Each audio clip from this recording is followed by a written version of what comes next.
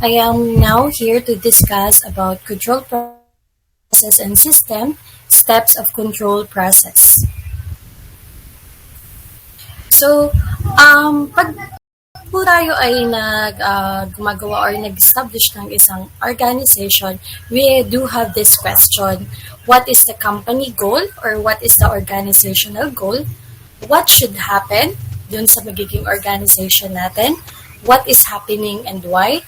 And what corrections be made kapag po tayo ay nag-build ng isang organization? This is actually the steps or this is the process kung paano po mabubuo yung isang organization or kung paano magiging successful yung isang organization. So we have 4 steps of control process. First, it is establishing standards and methods for measuring performance. Second, measuring performance. Third, determining whether performance matches and standards. And fourth, taking corrective actions. So we have, first we have establishing standards. These standards are criteria against which results are measured. They are norms to achieve the goals. Standards are usually measured in terms of outputs. They can also be measured in non-monetary terms like loyalty, customer attraction, goodwill, and etc. Some of the standards, they are selected points in the entire planning program at which performance is measured so that managers can receive signals about how things are going and thus do not have to watch every steps in the execution of plans. Standards elements form precisely worded, measurable objectives and are especially important for control. In an industrial enterprise, standards could include sales and production targets, work attendance goals, safety records, and etc. In service industries, on the other hand, a standard might include several times customers to have wait in the queue at the bank of the numbers of clients attracted by revamped advertising campaign. So in establishing objectives and standards, we do have these steps. In steps, you just plan and set up performance goals and standard for measuring up to them. When making performance objectives, one must include key result that he or she wants to accomplish. It is important to focus on critical and essential results. This make a difference during the success of an organization, and it is also important for an organization to have specific standards and results that will be used to help evaluate if objectives have been met efficiently. So in establishing standards, we have these norms. We have time standards. In time standards, the goal will be set on the basis of time lapses in performing a task. For time standards po, we all know that we have, or some of the company have its target time, which is may mga oras po silang ibinibigay or may mga oras lamang na provide para matapos yung isang projects or projects. Cost standards. Ito, kadalasang cost standards, ito yung mga sa malalaking company na sinasaalang-alang muna nila yung mga gagastusin dun sa magiging project nila. So, this indicate the financial expenditures involved per unit, material cost per unit, and cost per person. Involve yung matauhan, yung mga kung ano yung magiging, this is about money na magagamit nila within the projects. Income standards. This relate to financial rewards received due to a particular activity like sales volume per month. So dito, isa din sa isinaalang-alang ng mga factory or ng mga malalaking company ay kung magkano yung magkikita nila sa loob ng isang buwan or kung ano yung mapapakinabangan or kung paano nila mapapakinabangan yung nagawa nilang project within the month. Or ano bagay yung magiging, this is magiging measurement ng isang project. Market share, Ito sa market share, ito kadalasan, ito yung may mga partnership na malalaking company. So this relates to the share of the company's product in the market. So ito yung pinaka or one of the most important part of the company. Kailangan ng isang company na may mga kahalili or mga kasama sa isang nagpapalakad ng company to provide everything or to provide the needs of the company as well as productivity can be measured on the basis of units produced per man hour. Ito yung mga nagtatrabaho sa isang company. So, sa isang company, may target or sa isang magtatrabaho, may target silang mga ginagawa or may target sila na dapat matapos sa isang araw. Profitability. These goals will be set the consideration of cost per unit, market, and share. Ito yung combination ng cost standards and income standards. Kung kumikita ba talaga yung company or dun sa magiging projects nila or dun sa sales na ginagawa nila. Meron din tayong output standards. It measures the performance result in terms of quantity, quality, cost, time, include definite measures like percentage, error, rate, dollars, deviation from budgets. Ito yung lahat ng diniscuss ko. It includes in output standards. Input standards measure work efforts that go in the performance task used in the situation where outputs are difficult to quantify.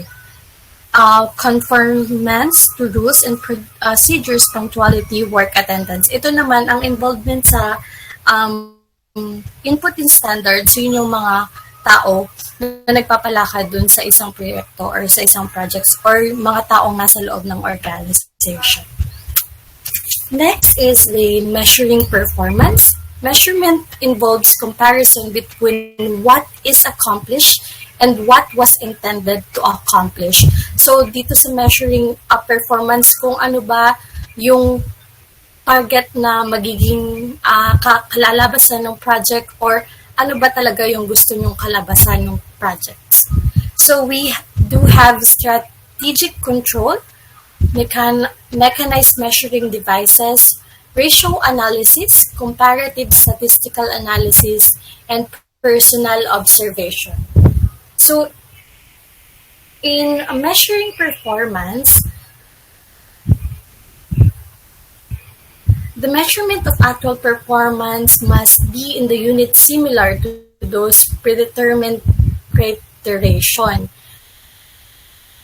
The measurement of performance against standards should be done on the forward-looking basis so that deviation may be detected in advance of their occurrence and avoided by appropriate action. Several methods are used for measuring the performance of the organization. If standards are appropriately drawn and if means are available for determining exactly what subordinates are doing, appraisal of actual or expected performance is fairly easy. But there are mainly activities for which it is difficult to develop accurate standards, and there are many activities that are hard to measure. It may be quite simple, for example, to establish labor hour standards for the production of mass-produced item, and it may be equally simple to measure performance against these standards, but in the less technical kinds of work. So, in measuring actual performance, these steps involve measuring the actual performance of reaching goals, and measurement must be made accurately enough to identify difference between the results and what was actually planned. So, dito sa measuring performance, ito yung magiging basehan natin kung ano ba talaga yung magiging target goal natin or kung ano ba yung plano or kung ano yung kalalabasan ng project sa sa naging plano natin. So, first, we have the strategic control points. It includes income, expenses, inventory, quality of product, and absenteeism. So, dito sa strategic control points, ito ay kadalasan sa mga factory. Sinasaalang-alang itong strategic control sa mga factory, which is madaming involved or which is madaming nagbe-benefit in terms of income, expenses, inventory, quality of products, and absenteeism. It is not possible to check everything that is being done, so it is not necessary to pick strategic control points for measurement. For example nga, yung income. So, ito naman po, yung measuring, it is very important in an organization. Lahat naman po siguro ng organization ay may gantong strategy, isinaalang-alang bago gumawa ng isang decision. So, and next is the mechanized measuring device. So, sa mechanized measuring device, this involve a wide variant of technical instrument used in measurement of machine operation, product quality of size, and ingredient and production processes. These instruments may be mechanical, electronic, or chemical in nature. So, ito kadalasan ito makikita sa mga construction company, sa mga factory also. Ratio analysis. Ito sa ratio analysis, we have net sales to working capital, net sales to inventory, current ratio, net profits to net sale, net profit to tangible net worth, net profits to net working capital, collection period on credit sales, inventory to net working capital. So, itong ratio analysis is one of the most important management tools. It describes the relationship of one business variable to another. So ito yung sa mga malalaking company na may mga partnership at may mga are involved sa, or I can say worldwide company. At ito yung mga isinaalang-alang nila when in terms of projects or when in terms of products. Next is comparative statistical analysis. The operation of one company can be usually compared with similar operation of another company with industry average. It is very useful performance measuring devices.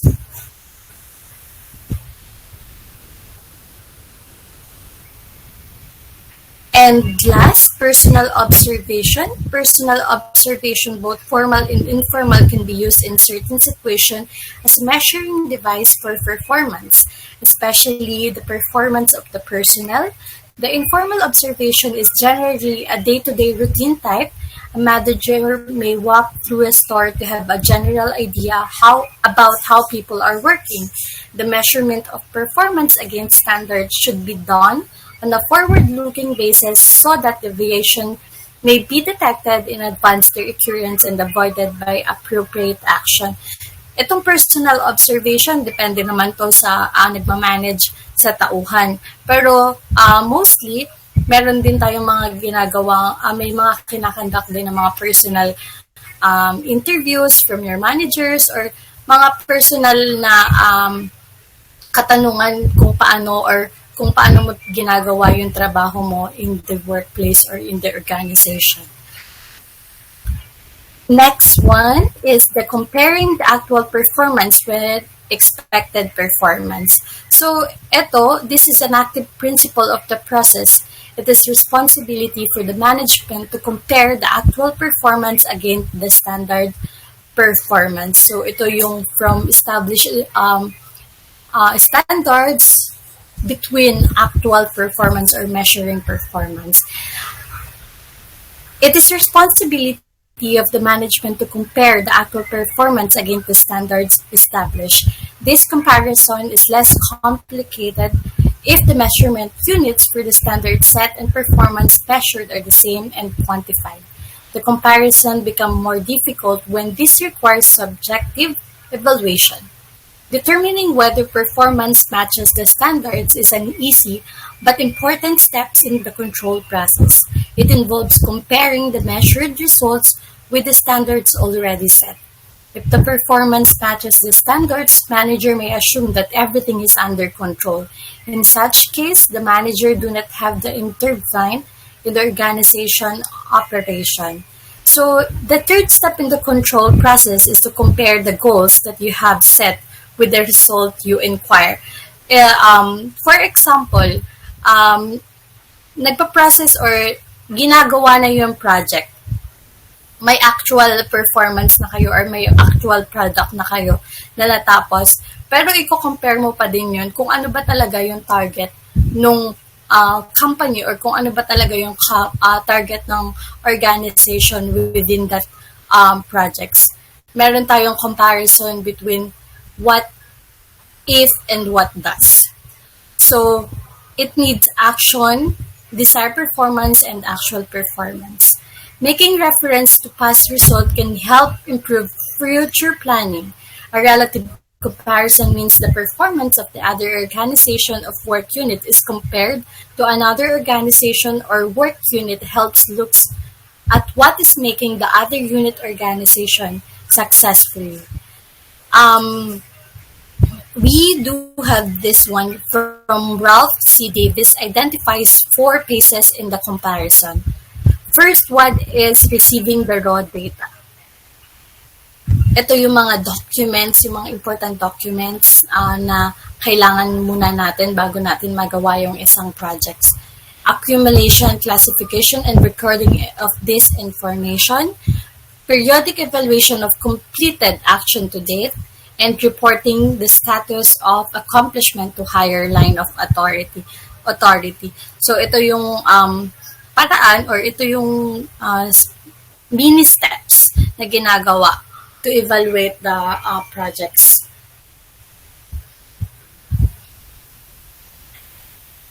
Ito yung sa unang pinakita ko kanina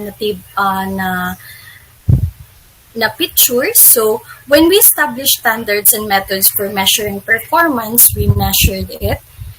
And in the third process, does performance match the standards? If yes, if nag-match yung ginawa natin or yung product, if nag-match dun sa gusto natin, sa goal natin, we don't need to do anything kasi okay na siya. Parang na target nyo na or na meet nyo na yung target nyo at the same time. Pero if no, we are going to the fourth process of this step, which is to take corrective action and re-evaluate standards. So, dito natin makikita yung basihan, does performance match the standards? Ano ba talaga? Na-meet ba yung goals? Na-meet ba yung gusto nating mangyari? Na-meet ba natin yung target? If yes, wala ka na dapat gawin. It's done. Kung sa products, if wala ka nang gustong baguhin, or if okay na yung lahat ng products, or if okay na yung okay na sa lahat or sa mga tao na gumagawa yung product, so wala nang dapat ayusin or wala ka na dapat para sa improvement ng product or improvement ng project itself. So if we take corrective action and evaluate standards, yun yung magiging kakalabasan kung hindi pa okay or kung hindi pa satisfied lahat ng customers or ng mga managers within the company or organization.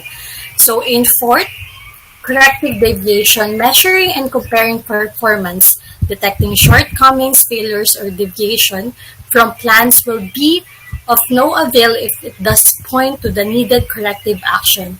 Taking actions to resolve problems and improve results.